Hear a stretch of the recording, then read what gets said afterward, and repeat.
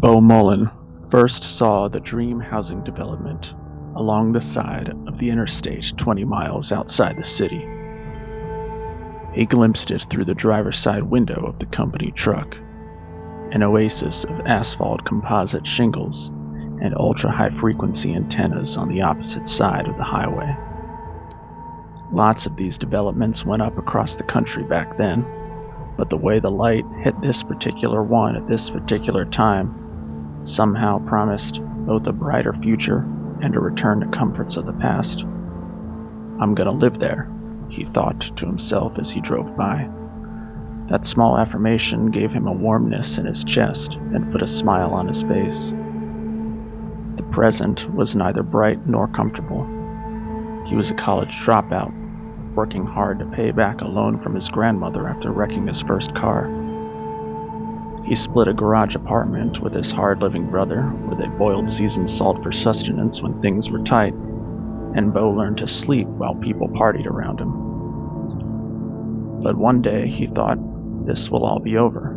He would meet a woman, put down roots in a neighborhood like the one he'd just passed, and have a family, a real one, not like the one in which he was raised, where his dad was never around, and his mom threw rocks at him whenever she got mad. Beau kept on driving, thinking for the first time in years that there was a path forward. All he needed was a companion, a crucial piece that fell into place when he met Allie Deacon. She was several years older and previously married, but childless. He liked her long, sleek legs and the way her face lit up when she saw him that time at the bar where he arm wrestled for pitchers of Budweiser. He proposed to her after 7 months of courtship. By the day of their wedding, she was already pregnant with their first son. After a short honeymoon in a historic hotel by the beach, it was time for them to go house hunting, and he knew just the place to go looking.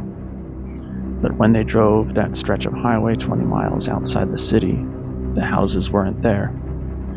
Big box stores and chain restaurants occupied the space instead. Beau pulled the car over and began to cry. He'd been raised to believe that men weren't supposed to cry, especially not in front of women. But the feeling of loss was so overwhelming he couldn't help himself. He apologized profusely. Although Allie didn't know what he could possibly be sorry for, she held him and told him it was okay. She said they would find another place to live, and it would be even more special because it was theirs. When they divorced 13 years later, he couldn't help but think it was because they'd chosen the wrong home.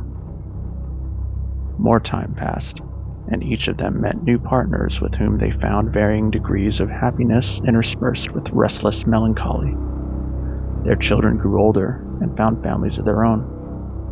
After the death of Beau's second wife, doorways began to appear across the United States.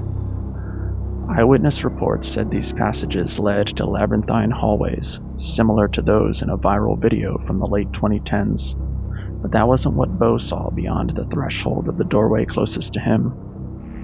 He saw instead an oasis of asphalt composite shingles and ultra-high-frequency antennas. He saw the home that had been denied him 40 years prior. On a sweltering August afternoon, he placed a call to Allie Deacon.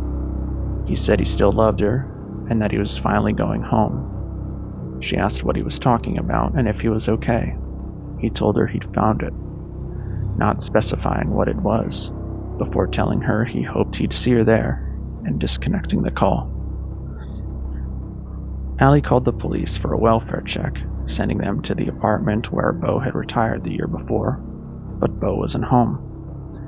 It would later be determined by the authorities that he was among the first to slip through one of these doorways and never return, but he wasn't the last.